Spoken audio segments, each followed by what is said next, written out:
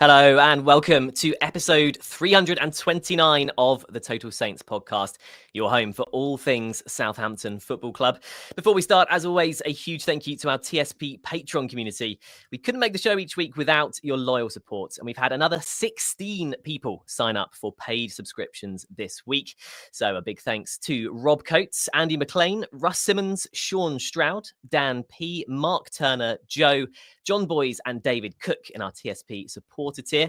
In our Bobby Stokes tier, Gareth Ransley, Gareth Sweets, Luke Ferrugia, Adrian Kay and Mark Thompson. And in our James Beattie tier, Paul and Jackie. And finally, in our Francis Benali tier, David Mansell. Thanks, guys. We really appreciate your support. And there is actually a 25% off offer running for just one more week for anyone looking to join us this season. A bit more on that later on. Coming up this week on the podcast, despite playing more than half an hour against 10 men, we failed to get any points on Saturday as Will Still experienced his first defeat as Saints manager against league leaders Stoke in what some are calling the Nathan Jones Derby. We look ahead to our Tuesday night trip to Norwich in the League Cup and our next championship game also away at Vicarage Road. Plus we discuss our new signing right back Mads Roeslev, the impending departure of Tyler Dibling and the gaps in the squad that need filling before the end of the transfer window. My name is John Weeks, in for Martin Stark, and joining me this week is Steve Grant, owner of Saints Web, Glen Delacour, writer of the blog League 1-10, and Alfie House, senior Southampton reporter for the Daily Echo. So guys, a high-octane match against a pretty strong-looking Stoke side this season.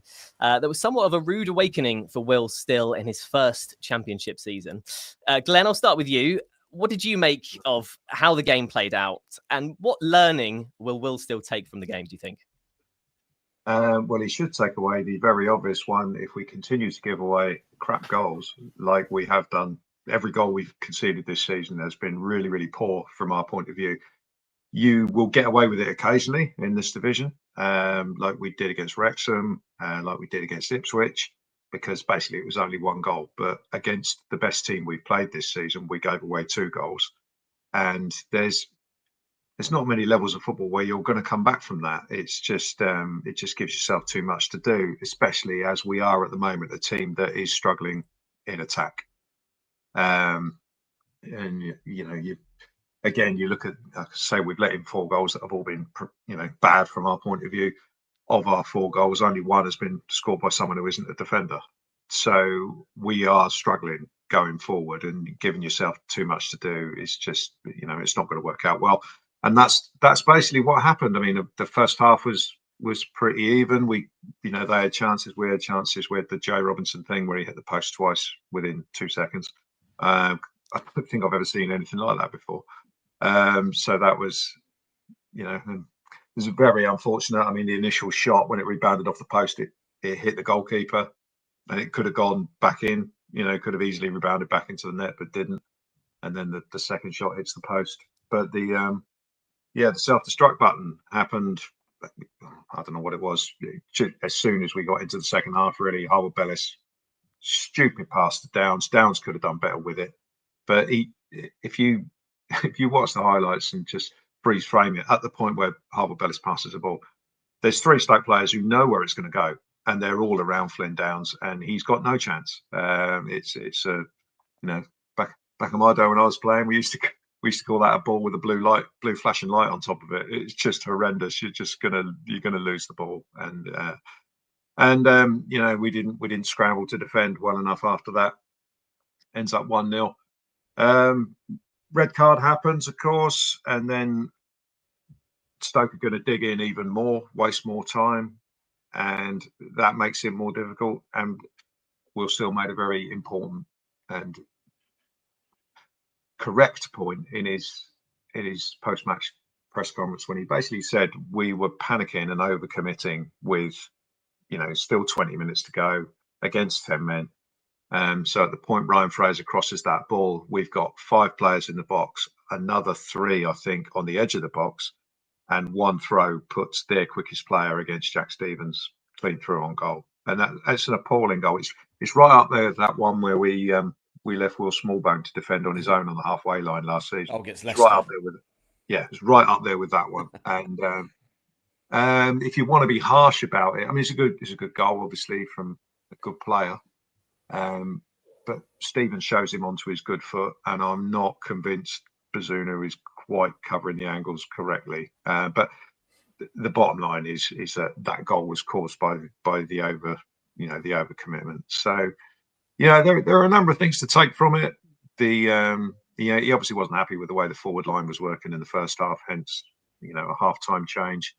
But in all truth, it wasn't much better in the second half. We took off Armstrong, brought on Downs. They're different types of players, but they're both kind of one-dimensional in different ways from what I'm seeing. And midfield didn't get the ball through to the strikers in a suitable way, for them to express themselves or create chances. And it's just that the whole sort of front half of the team just didn't really function properly for me. So there's a lot to learn, and I'm sure a lot will happen this week, and hopefully we'll see some progress next Saturday.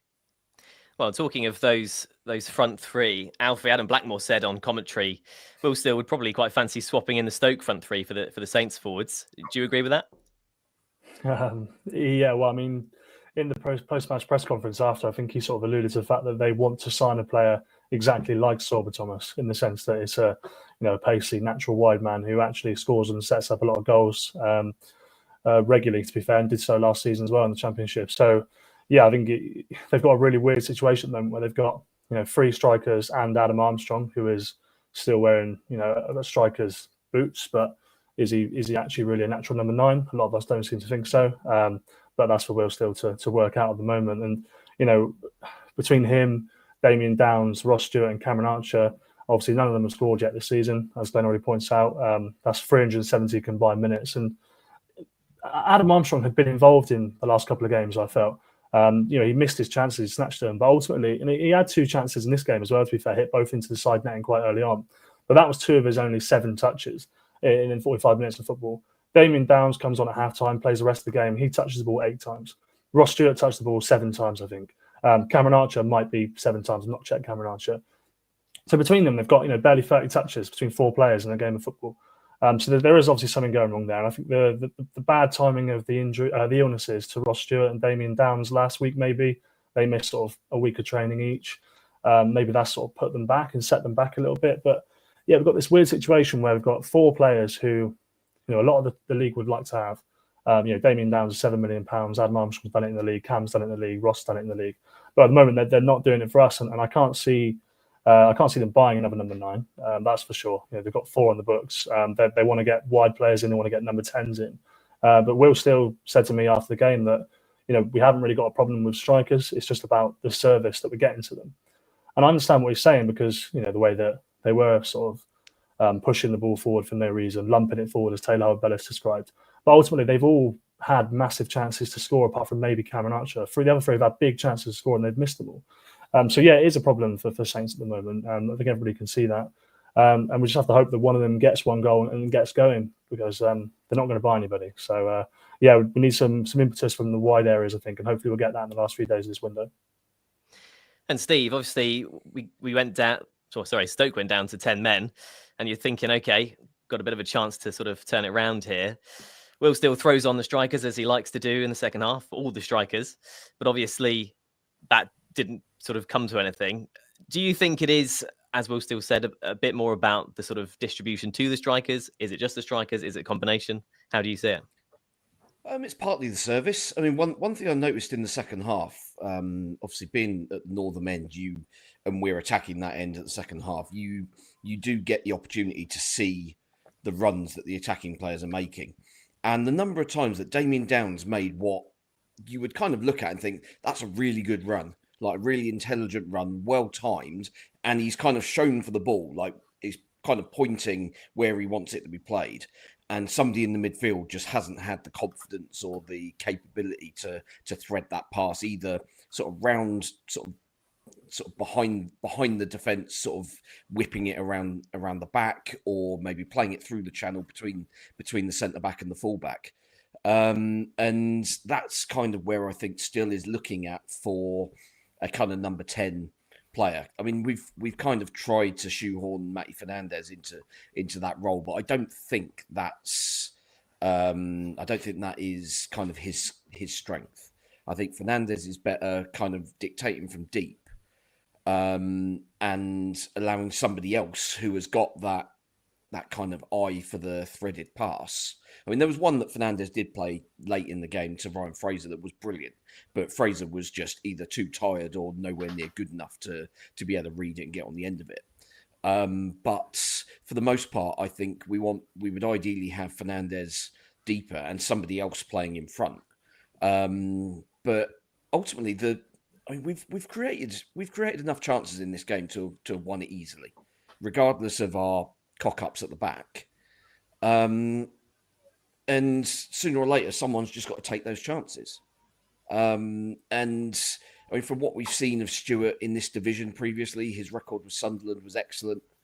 What we've seen of him kind of in the handful of games that he has played for us, you kind of thought, well, I mean, there's definitely a centre forward in there that is of the standard that we want. And I mean, maybe it is just one of those, you got to hope that one goes in off somebody's arse and then all of a sudden they'll be kind of flying, the old sort of strikers cliche, really.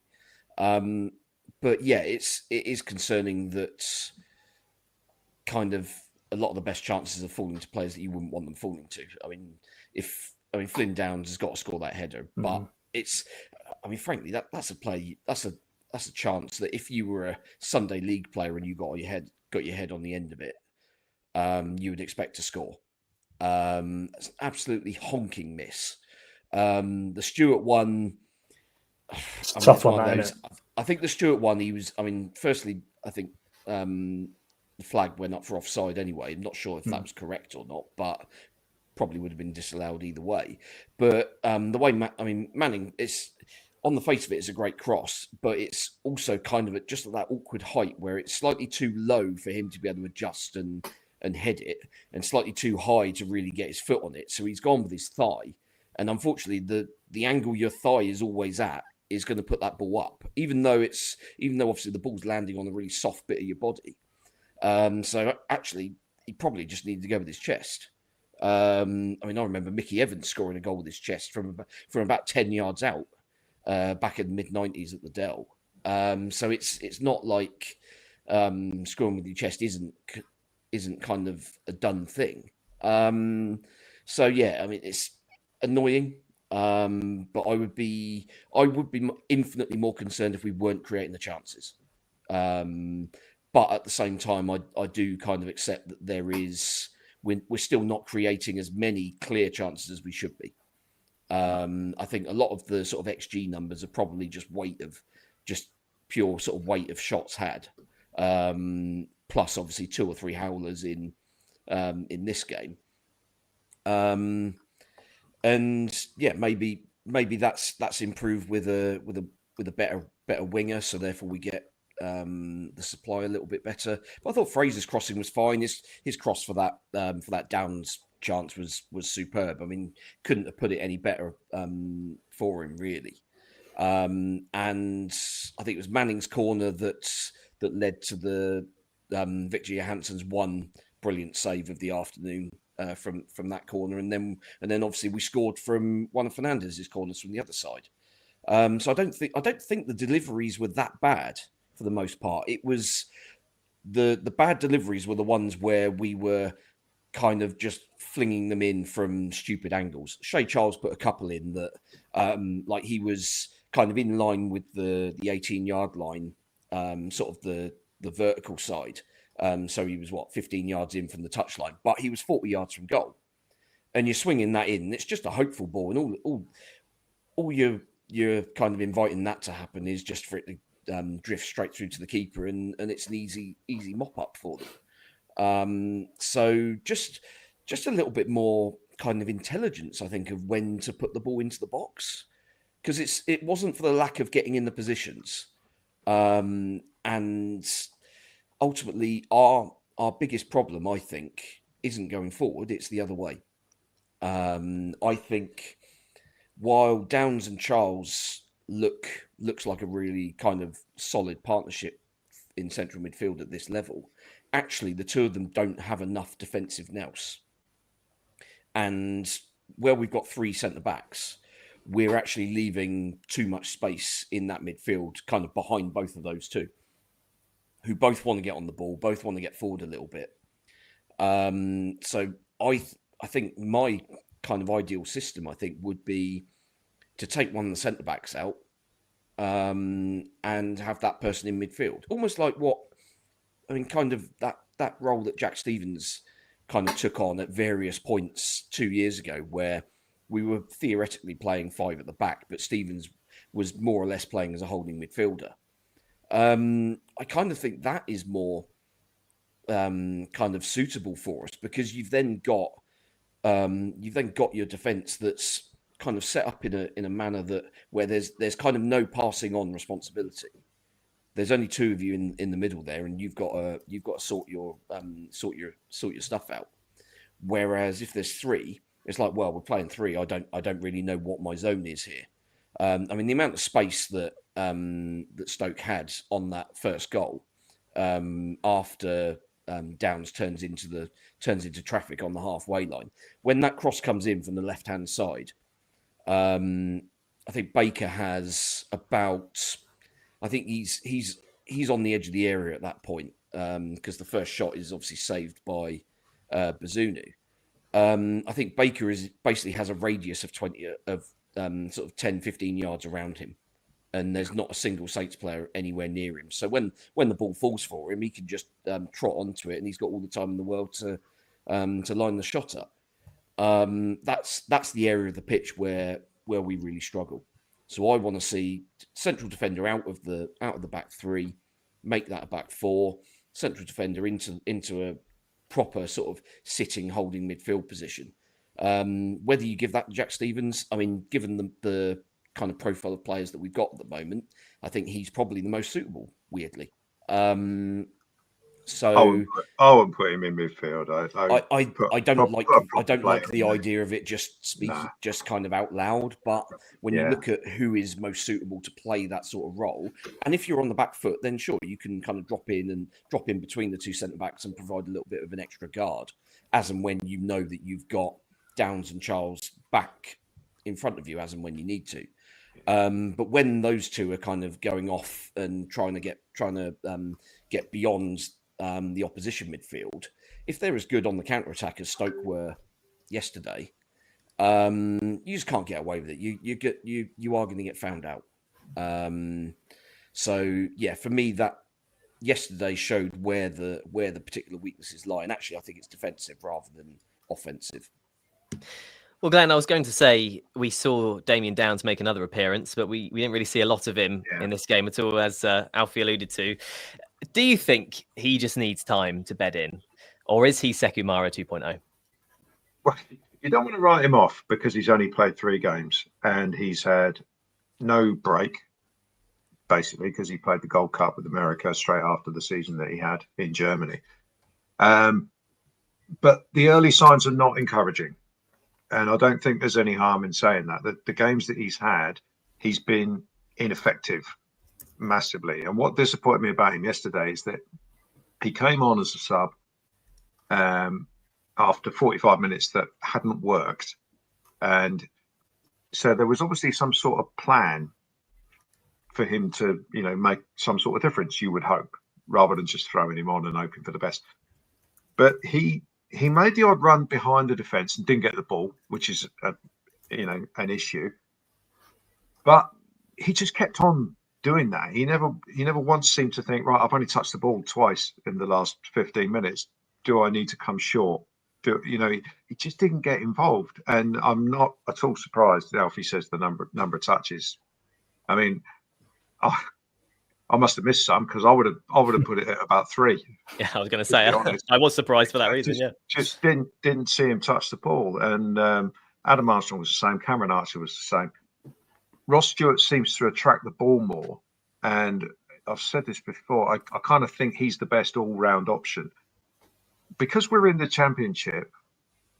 None of our strikers are going to be perfect for every scenario, and our deliveries into the strikers are never going to be perfect. But if you play Adam Armstrong, you're limiting yourself, obviously, because you can't really cross the ball high. He wants the ball in the channel. So does Cameron Archer. They're basically the same player. Damien Downs seems to want the ball in behind. Ross Stewart, it's hard to tell because we haven't seen him play many games either. So I still don't really know what kind of striker he is. He's not even though he's big like Downs, he's not a hold the ball up type of guy. So how does he want the ball? He's probably the best for the crosses into the box that we're trying to put in. But there's a disconnect at the moment between the striker at the top of the pitch and the whole attacking output of the team. We've got to get the ball to the striker the way he wants it to be able to sort of be most effective. And I just don't see we're doing that at the moment. I totally agree with Steve's point about Fernandez. We've tried to make him a number 10, but when he was at Sporting, he was a lot deeper than that. I know, to use modern terminology, he was a 6 or an 8. He wasn't a 10. So we've kind of tried to make him that. And yeah, I initially thought that those three in midfield would be excellent, but there's something that's not quite working. And I again, another point to Steve's, I think we need the extra body further forward. I'd like us to go back to 4-2-3-1. I mean, the 2 goals we got against Wrexham were when we went basically 4-4-2. We had 2 strikers and we went for it. And I just don't see that this formation that we're playing at the moment gets the best out of us defensively or in an attacking sense. I'd certainly like to see some change. And when we play Norwich, I know we're going to get onto that. I hope we go with the back 4, and at least whatever players we use, at least try and bed down some sort of way of playing going forward. I've never really liked 3 at the back. I can see it when you go away to Ipswich and stuff like that. I think that's, or maybe Stoke in the future if they're still doing well. I can kind of see it for difficult games or the more difficult games. But I don't really see the need, especially at home, to go with that many defenders and limiting our attacking options. But there you go. But hopefully Damien Downs, hopefully there's more to come from him. But yeah, I think it might take a while. Yeah, it'd be interesting to see if we do see that change up formation-wise for Norwich or even Watford as well, to be honest. Searching for some positives then, Alfie. Nathan Wood showed he's very much up for it this season. Do you think his performance, largely in the first half, obviously, puts him as a starter in this back 3, if that's what we stick with, ahead of the likes of Kwashi and Edwards? Yeah, I think like Glenn makes the point now, I think he might have put that performance in at a bad time for himself, because I get the impression that will change to a 4-2-3-1 for next weekend. I mean, he said all along that he wants to play that, but he hasn't got the players to do it at the moment, basically. And you think by then they'll have a couple of wide men that he trusts. I guess at the moment it's really only, I suppose, Ryan Fraser and Jay Robinson. So I get what he's saying with that, but I think you could put together a 4-2-3-1 with the players you've got. So I'm intrigued to see if he does just go with that regardless next week. But yeah, on Nathan Wood, I mean, Stephen Glenn called it last week that Joshua Kwashi would come out of the team. I thought that he'd get a bit more time, particularly because how physical Stoke are, how physical their front 3 are, and he just seems like the perfect fit. But clearly he had a bad day at Ipswich, didn't he? And there was a lot for him to improve. Obviously, we've seen in the Brighton pre-season friendly, didn't deal with Yankuba Minter at all well. I thought he played well against Wrexham, but then again at Ipswich, it was shaky, it was nervous. So Wood comes in and Wood played well in the cup against Northampton. I think he played really well again this weekend. 100% pass accuracy, 100% tackles won on numbers. Obviously played on through that whack to the nose and the change of shirt because of the blood, which is quite endearing to fans. And I said at the time when the team news came out that, to be fair, Nathan Wood has always been pretty reliable for Saints. I mean, he's had the odd game where it hasn't looked that way, a couple under Ivan Juric, if I remember correctly. But to be fair, everybody in the team has had a couple of games like that. By and large, he's actually been fairly reliable. He is physical. You don't lose a lot. You know, Kwashi's a big guy, but so is Nathan Wood. So yeah, I think there'll be a couple of changes for the cup at the back. But I think Wood's probably earned the right to go again next weekend at Watford. It's just whether he does make that change, because if he does, obviously Jack Stevens and Taylor Harwood-Bellis will probably be the preferred 2. But I would not be. I want the change in system as well, but I think I would also be happy if it was them 3 at the back, because I think I trust all 3 of them.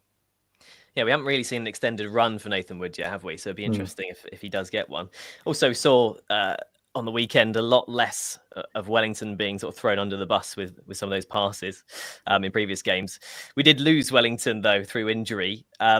What did you make of that injury, Steve? It's not looking great. Apparently his ankle, right? Yeah, I mean, if you've seen the extended highlights the club put out on the website, there's a sort of slowed down version of it where you can see as he's kind of towed the ball away, and he actually made a really good challenge to kind of get ahead of Manhoff, and he would, if he'd been able to stay on his feet, then he'd have probably got to the second ball.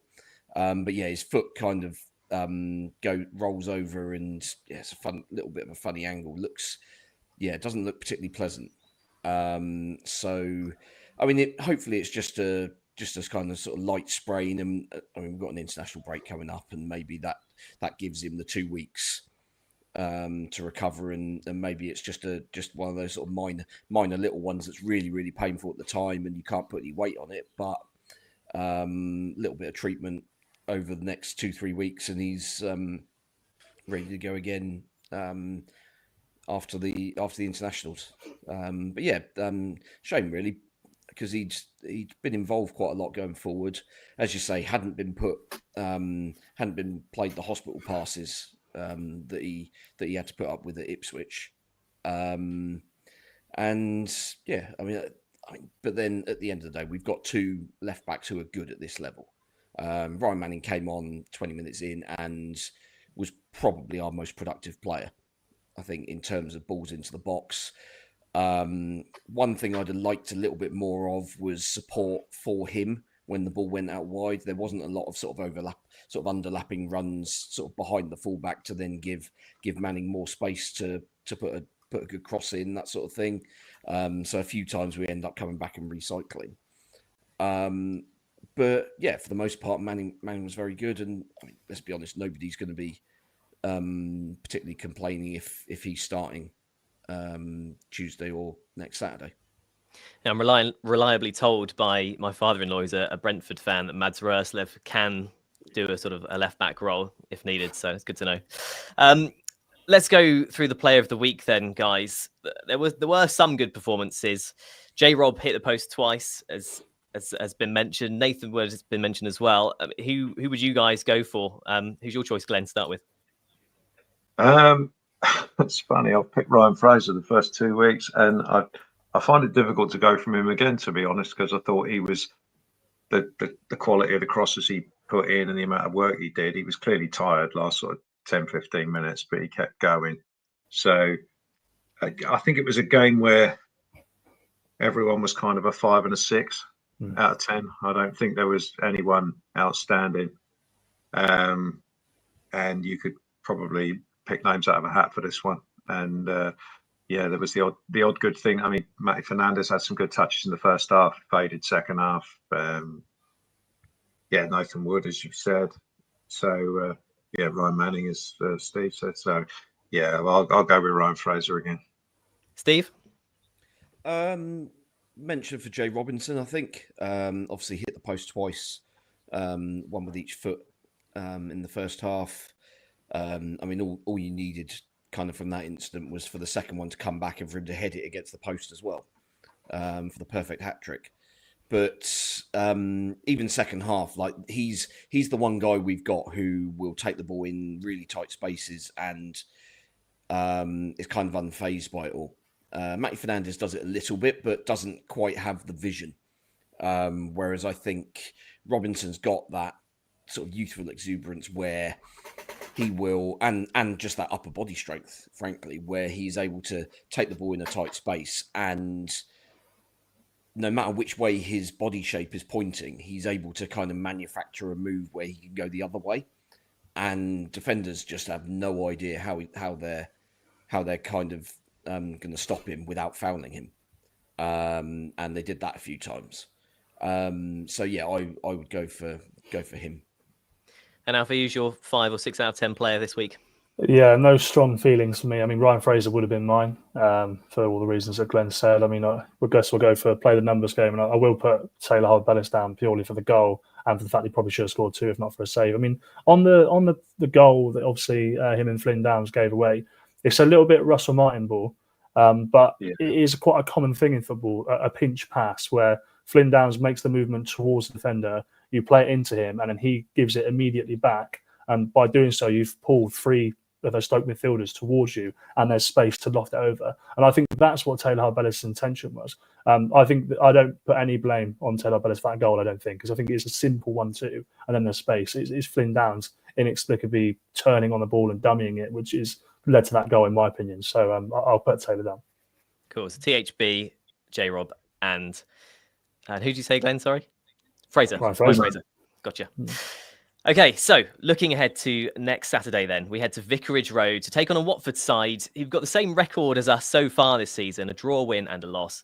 And we are now joined by John from the Rookery End, Watford fan podcast. John, welcome to TSP, first of all. Oh, hold on, John's not here. Oh, he's not here, sorry. Disaster. Okay, well, we'll have to go on. Loading. Let's do Norwich. Looking ahead to Norwich then, let's do that. We have that on Tuesday night, Norwich away. A lovely stuff for travelling fans. Steve, what are you expecting from Norwich in that game?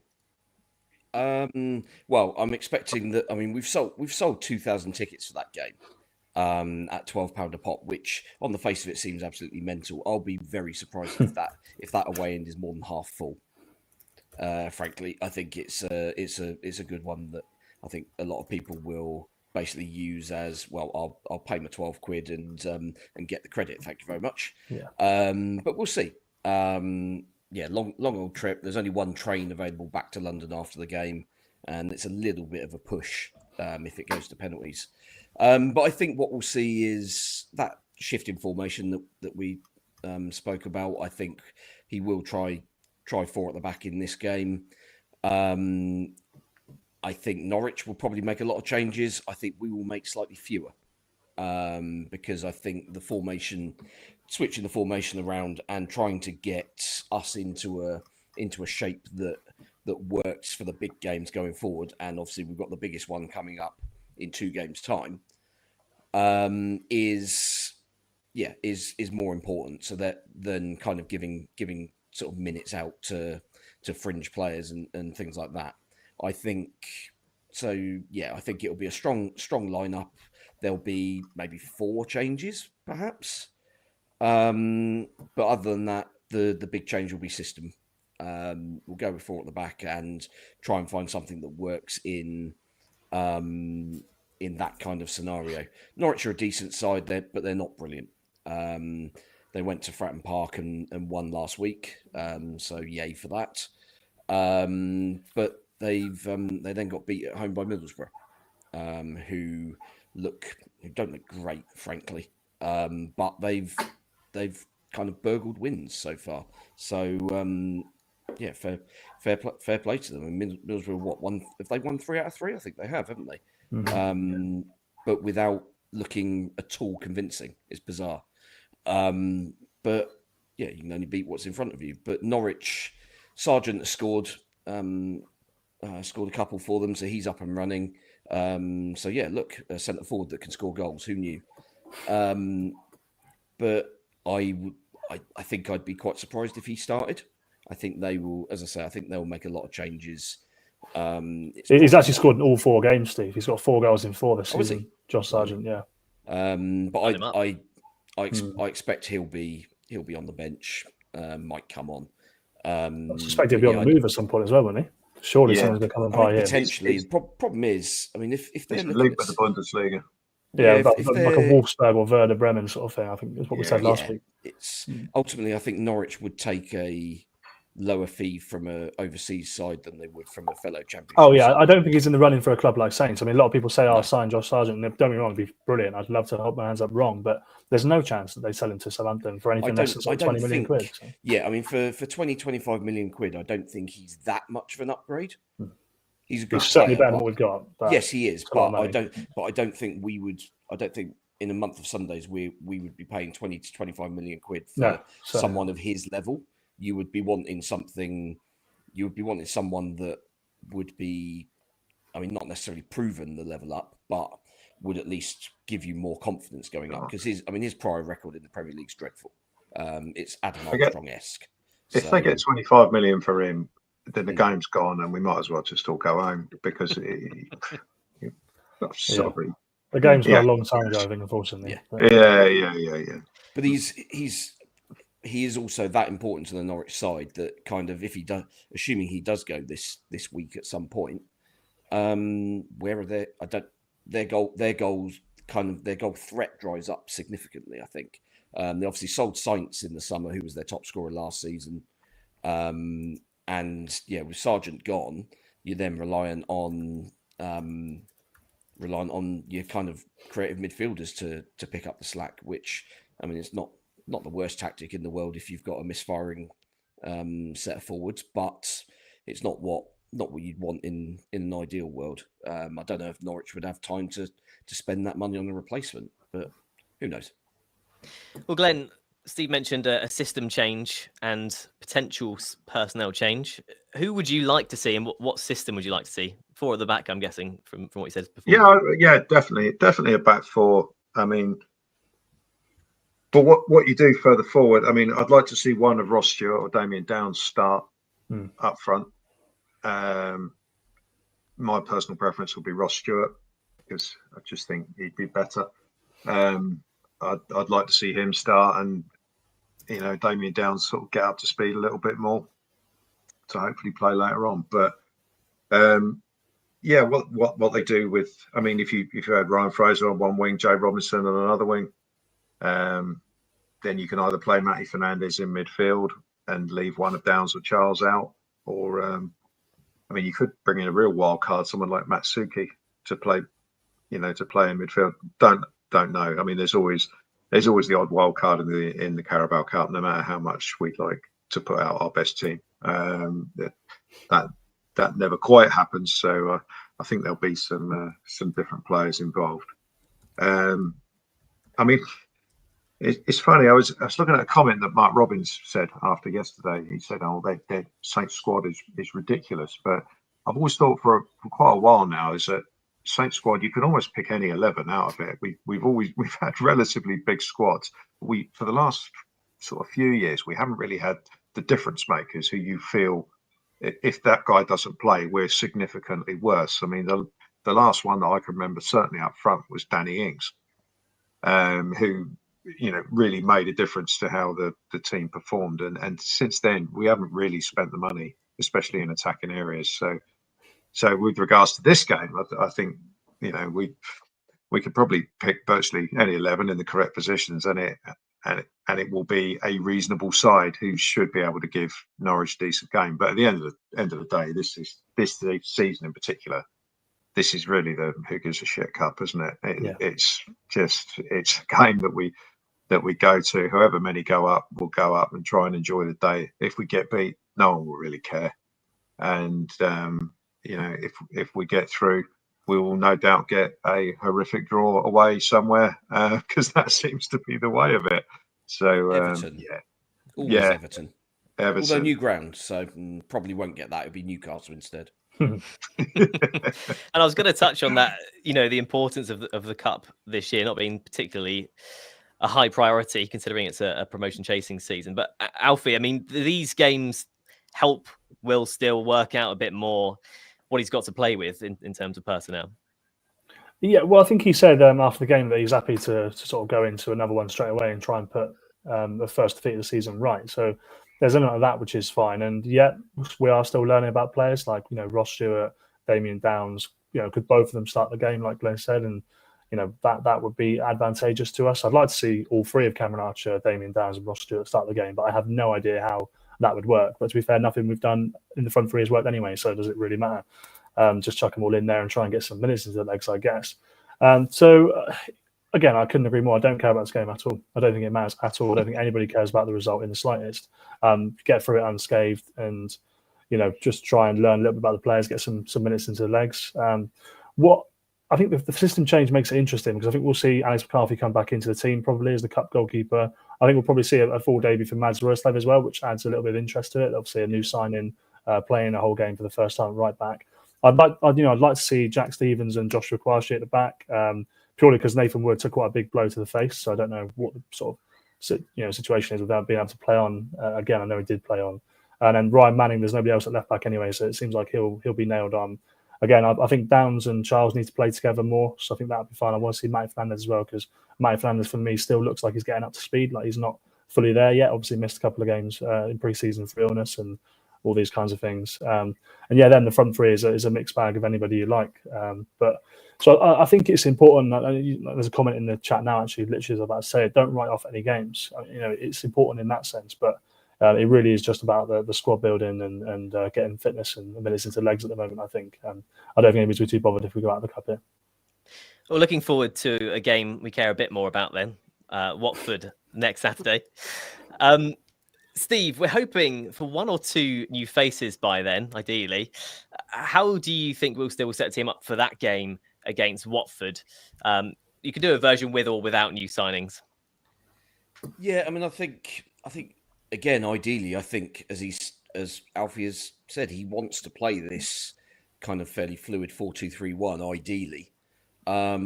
But depends who comes in and when they come in. Because when the transfer window shuts on the 1st, doesn't it? So it could well be that we don't even have players in before the game on Saturday, and we're still waiting till Sunday, late into Monday. So yeah, I think the kind of stuff I spoke about earlier in terms of the way I think I'd like the system to evolve would necessitate you bring an extra midfielder in, sacrifice a defender, but that midfielder is one that has, or at least one of those midfielders is quite well connected to the back four. So you're offering a bit of protection because, not being funny, all the goals we conceded have been on transition. We are a team that as soon as our midfield loses the ball is the other side of them and they're chasing back, and they're not going to be able to catch teams. And if you're playing like that, you are just going to concede so many goals in that way. We've created a lot of chances in these 3 games so far. So as I said, attack wise, I'm less concerned than most, I think, at the moment. I'd rather we create chances and miss them than not create them at all. So we're kind of doing sort of 3/4 of what we need to do in attack, I think.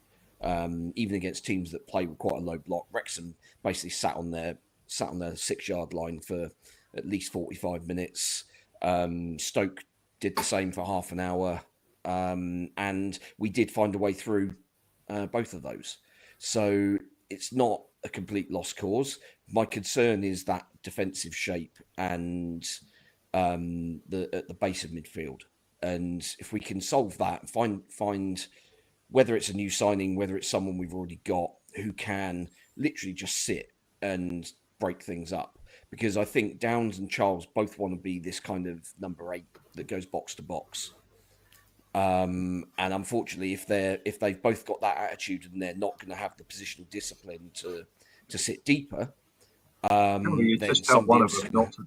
You sure you just maybe. tell one of them not to bloody do it? They look to me. I agree with you. They both got the license to go forward and join in with the attack, but maybe you just have to say to one of them, Flynn Downs, I think, just say you stay where you are, because we always had problems under Russell Martin when he got ahead of the ball. And you just need someone there as a security measure, and that's what he did when he played really well in the Championship. He was the one that stopped all the counter attacks at source. But I totally agree. This year he seems to be going too far forward for me, and I just get hold of him and say, you go and make sure you do your job in front of the back four and just do that. We're not talking about bloody Scholes, Gerrard and Lampard here, are we? We can tell one of them to just do the job, and for the benefit of the team. And I think it could well be just as simple as that. But that changes. Do you think we'll see more of Mads Roeslev against Watford? We obviously saw a short cameo of him. Yeah, he's been brought in to start the games without a doubt. his pedigree, having played 100 games in the Premier League under a very good manager in Thomas Frank, relatively recently, he's been brought in because, the manager doesn't fancy Sugawara. Ryan Fraser is playing there at the moment because we're playing with with wing backs and stuff like that. That's not his position. We are short of wingers at the moment before we bring anybody in. So you'd obviously want Ryan Fraser further up the pitch. So I would think that if we are going with the backs four, then Roeslev will certainly start as soon as he's obviously he played a little bit on Saturday. He said why shouldn't they got to do some sort of training session before the game on Tuesday? So why wouldn't you put him in from the start? I think he'll almost certainly play. And Alfie, how do you see Watford as an opposition this season? Particularly, it's hard to say at the start of the season, but they haven't had an amazing start either. No, well, they lost the first 2 games, obviously against Charlton and Norwich, and then I think they put it up. I think they beat QPR, and then they drew 1-1 with Swansea the weekend. So there's one player that my colleague George wanted to point out to me before the game yesterday, and they've signed an Australian lad called Nestori Irakundu or something like Irakundu. You'll be able to find him. He's on there somewhere. And he always used to watch A-League games for some reason when he was a student at 7 o'clock in the morning in his flat with nothing else to do, because that's what we do as students. He'd always watch A-League games. And he says that this lad, he just scores goals from range. That's all he just bangs it from range. He constantly scores. And to be fair, he scored a free kick against Swansea at the weekend. So he's living up to the reputation so far. They seem to play a 3-5-2, and they've actually played at the back with a Max Lane. So obviously Max Lane, who's on loan from Man City, former Saints Academy. I think he's 19 years old now. He actually starting for Watford. So there's a couple of names in there that you'll recognise. But no, I don't know too much about them as an opposition yet, obviously. But they're a middle of the table. They've got 4 points just like us at the moment. So yeah, it'll be an interesting game, and they're on to their new manager as well, who is one of the owner's friends, probably. He's got a very Italian name. And I was so surprised that Tom Cleverley was let go this summer. I really was. But yeah, they get through him, don't they? So yeah, I think also, I've been to Watford twice, but it feels like I've just spent half my life at Vicarage Road. I don't know why. I don't know if it's just that sort of ground that just gives off that sort of vibe. But it's not a particularly exciting one. But yeah, so watch out for that Australian lad is what George tells me. But other than that, I don't know too much about them. Yeah, I was looking at the manager stats earlier for Watford. It basically has won a season for the last few years, isn't it? Pretty nuts, and not nice for a fan, really, is it? It's more than one season, isn't it? Really, let's be honest. They've had dozens. It is bizarre. Last season was unusual, wasn't it? That Cleverley got the whole season. But I just don't know how you build something at a club with that. I just don't get it at all. But a lot of people sort of fancy them to go down this season. But they say they picked up a win already. They picked up some points, so maybe they won't be down there. But it is a game that Saints will expect to win, even away from home.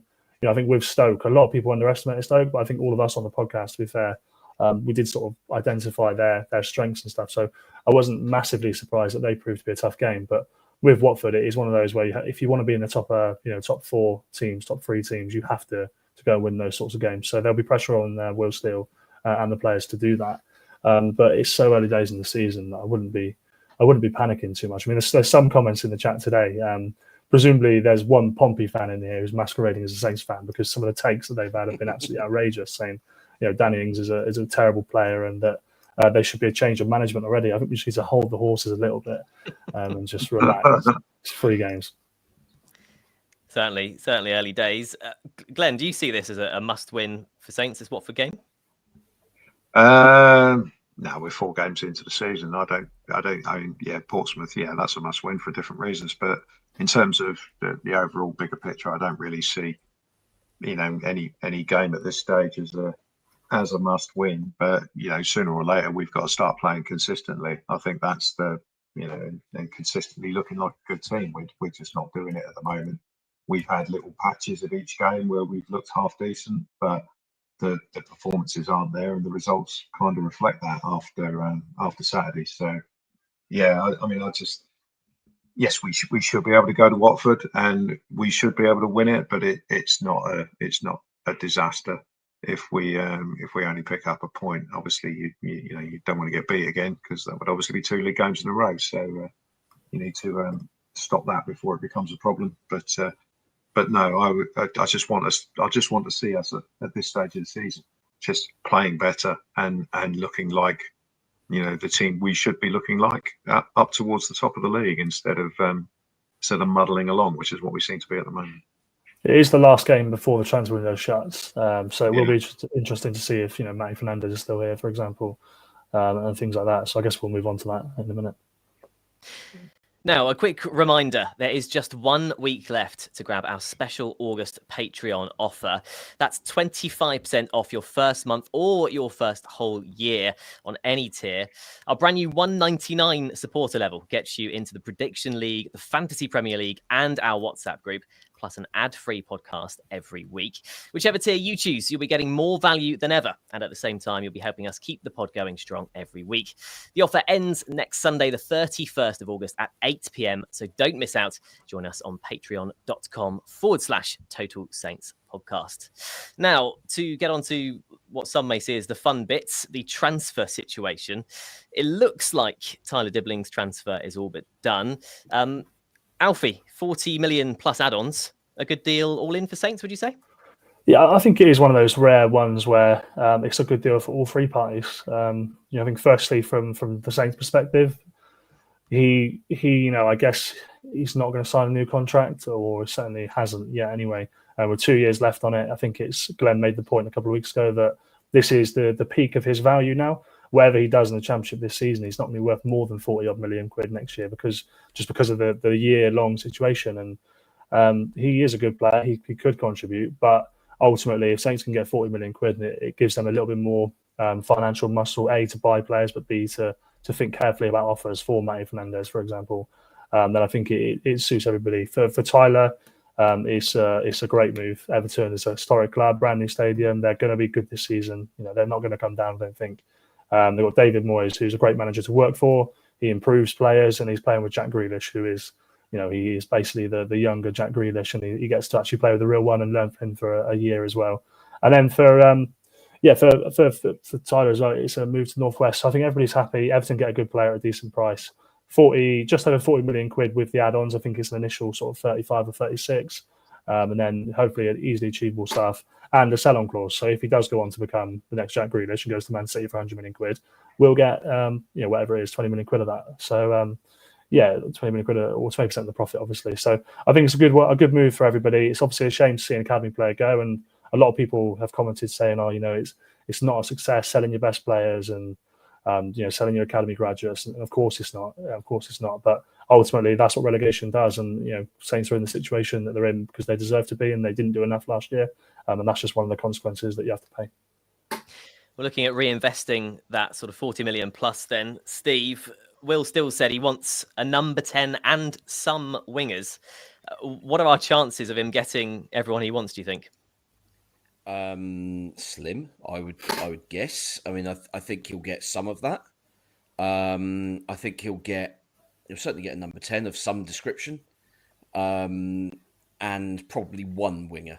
I would imagine, and we will kind of gamble on the likes of Fraser staying fit all season, which is obviously probably optimistic given his age and the fact that even 2 years ago he had little niggles every now and then and couldn't do 3 games in a week, that sort of thing. So it's going to be tricky because you're going to have to sell the kind of project and the squad kind of as and when we hit that closing of the transfer window, and it may well be that we're stuck with someone like Ben Brereton Diaz as a kind of alternative left winger, which judging by the faces of all present, that went down like a bucket of sick.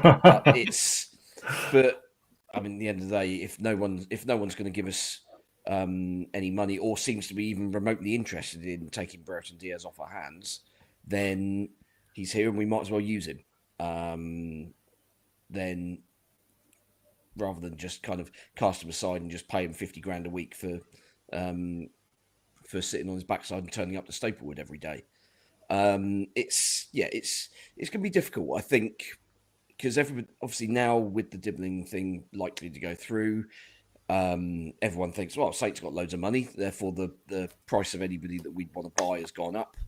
I mean, we've seen with the kind of seemingly quite brief negotiations with Coventry regarding Jack Redoni that they gave us a number and we said nope, thanks, we'll walk on by. And I mean, I wouldn't expect someone like Coventry, who theoretically a direct promotion rival, to be particularly interested in selling their best players to us for the fees that we want to pay rather than the fees that they want to take. It would be great, wouldn't it? But it just seems totally fanciful. I can't imagine Jack Redoni coming here now. They just won 7-1 on the weekend, didn't they? They're going to think they can give you one more year and have a go at it. So, So I mean, quite where you look, difficult to tell. I would imagine we've got irons in fires kind of all over the place, really. Germany's likely to be a hotbed, isn't it? Given the, I think they need championship experience, don't they? And I think Will Steele has sort of said that in it himself. They've got a couple of lads from Germany, but I do think we need somebody who we know is going to hit the ground running. And of course, like the names that are out there at the moment are Finn Azaz, for example. And again, we're only saying that because it's been reported, so we know it. But he would be, for me, he would be really exciting. I think that some people have turned their nose up at it, but he's got 10 goals and assists in the last 2 championship seasons, and he started on that similar form this season as well. I know he missed a game at the start of the summer this year, but he hadn't missed a game for 2 years. Interesting with him that apparently Middlesbrough are asking for 12 million. That kind of feels within our ballpark. Feels reasonable, doesn't it? Bearing in mind that he they bought him from Villa, Plymouth. I think. Was it Villa? Yeah. He'd been on loan at Plymouth and done really well. And they bought him from Villa for about $1.5 million, 2 million, wasn't much. And they're potentially going to get 6 times that. And yet we kind of sit here and say, well, that kind of seems all right. It kind of shows how mental the game has got, that a champ, like buying a guy who's got a decent championship record for 2 years is now suddenly worth £12 million. It's pretty wild. Yeah, but let's not forget we're flogging Tyler Dibling, who hasn't got any record, for £45 million. So one Premier League season. Come on. Well, half a Premier League season. It kind of just feels all like complete make believe money now. It's stupid. The game's ruined. Numbers. Yeah, the game is ruined forever. I don't see any way back. But I think with Finn Azaz, I think he's probably third choice. To be brutally honest, I think you'd want the weird Armenian Russian guy first. That seemed to be the first choice, and then Jack Redoni was probably the second choice, and Finn Azaz has come along after that. So, I mean, we would not be doing our job properly if we, didn't have anyone as second and third choice. Should should things go wrong with the, we're chasing the Armenian Russian guy, which I'm sure they will go wrong because he won't be anywhere near our team this time next week. So go on, Glenn. If we only sign one player in this final week, what sort of position would you be looking for? You can give a name as well if you like. To be honest, I'm not really a great authority on players from weird European leagues, but I mean, we got linked with a winger who plays a French guy whose brother was playing. Guilavogui, his brother was playing for Leeds last year. Apparently, he's a defensive midfielder. But then, Guilavogui, who was at Lens, but I don't think he was there at the same time that Will Steele was there. That's the sort of profile that you're talking about. So, we talk about Stoke again. He was the Zorba Thomas type of player where he was coming in from the wing and banging goals into the top corner, that sort of thing. So that's the sort of profile of player I think we need. Someone to ignite the attacking side of the team, because that needs igniting. Yeah, we're not going to sign a central striker because I'm also interested. Will there be any surprise departures? I mean, we talked about Brereton and Diaz. You could see one of Cameron Archer, Adam Armstrong go. You might even see someone you're really not expecting to go, Taylor Harwood-Bellis, someone like that. There could be a surprise that you're not necessarily expecting. But maybe Wrexham do stump up £8 million for Will Smallbone. Yeah, maybe so. It should be quite wild. Maybe so. But yeah, I mean, and you got Joe Aribo still hanging around. Rosie still hanging around. Yeah, we should do a whole podcast really on Amo-Ameyaw. And, Oh, God, it sounds like he might have a deal going, doesn't it? By yeah, he might do. France. Yeah, we've actually got the transfer window open wide enough to squeeze him out. Well, it's a loan with an option to buy, so it's a loan. Yeah. Yeah, that's weird. Why would you have an option to buy when you've only got 1 year left on your contract? Well, I think there must be a 1 year option that we've got. I mean, quite why. I thought you were going to say, why would you have an option to buy Bella Kotchap? Then I was going to agree with you, but no. Well, yeah. No, why? I mean, we've got his contract may be a 4 years plus one, and we've got an option to extend it. And then get a few quid. But Jesus Christ, do you want to do that? Just cut your losses. Jesus Christ, just get him gone. No, I think a dream end to the window in terms of sales would be Bella Kotchap, Sugawara, as reluctantly Will Smallbone because he doesn't really fit and it's good money by the sounds of it. Ben Brereton Diaz would be great just because I feel like his confidence is shot and it'd be good for him to have a new move as well. Am I missing anybody else? Sugawara, Smallbone, Brereton Diaz, Aribo, Samadozi, and the two that are already on their way out. I think if you sell all of those, you raise a decent bit of money, and you could argue that. I mean, I'm still waiting for the inevitable Matty Fernandez sale because it just feels like it will happen.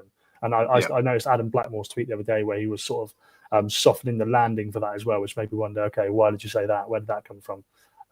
So there's always a bit of that, isn't there?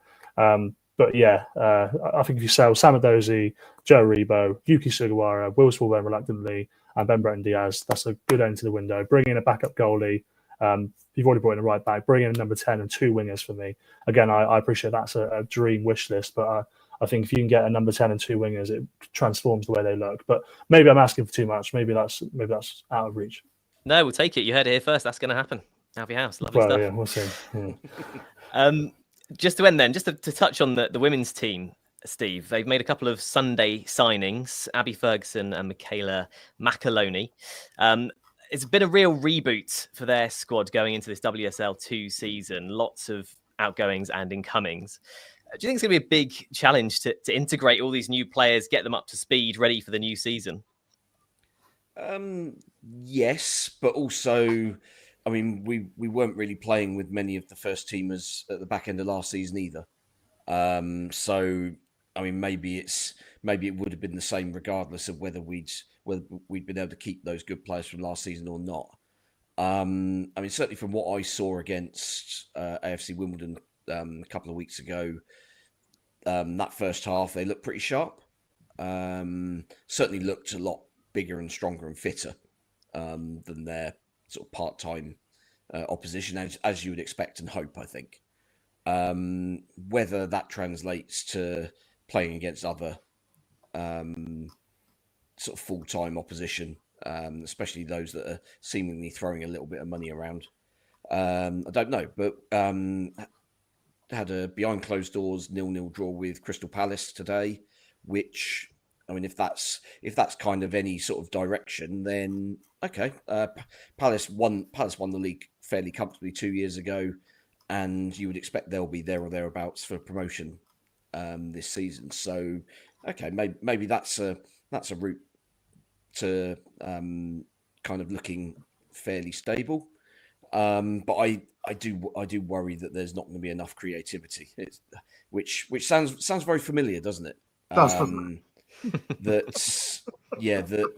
perhaps the kind of the project isn't quite as well funded as it was a couple of years ago, and therefore we're trying to do things a little bit differently.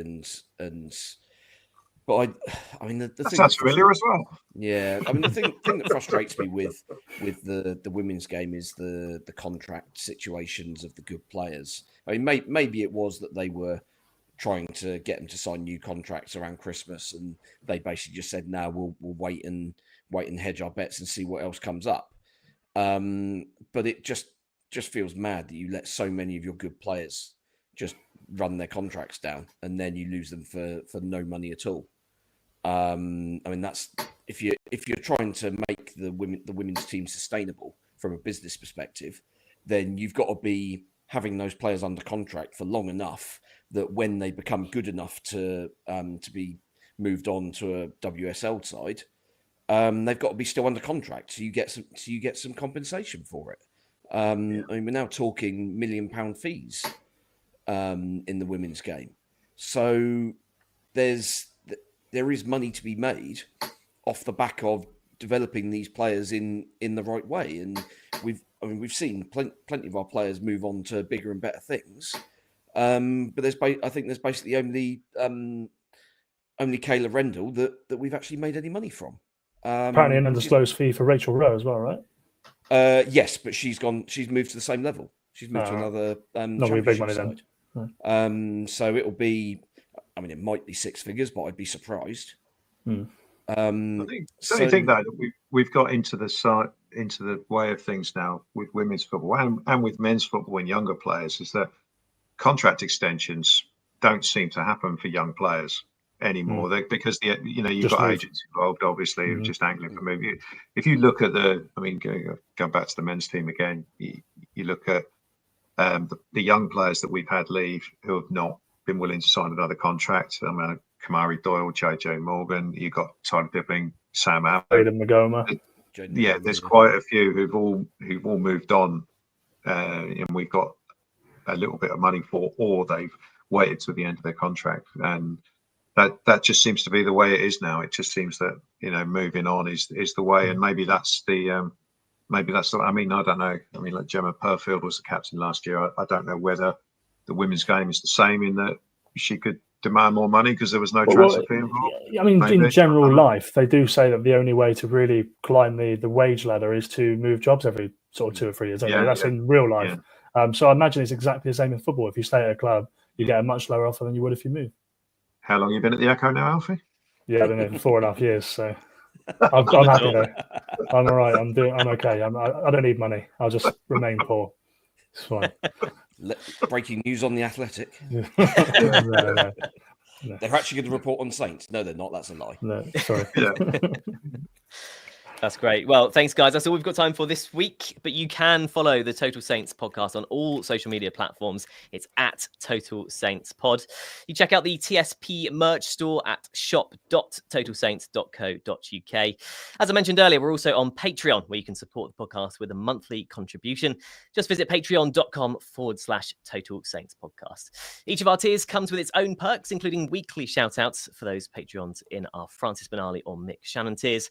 So thank you to Dave Melton, Andy Hollis, Anthony Thompson, Gavin Ford, James Harron, Nicky Nicholson, Peter Montalbano, Southampton NY, Drew Dyer, James Kibbe, Red 76 Tax, Michael Blackmer, and David Mansell in the Francis Benali tier.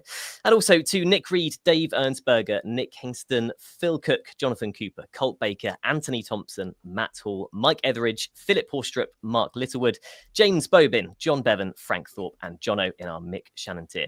A huge thanks to Paul Castle Associates and Steamtown Brewery for sponsoring TSP this season. And as always, thanks to Steve, Glenn, and Alfie. Thanks for watching and listening, and we'll see you again next time.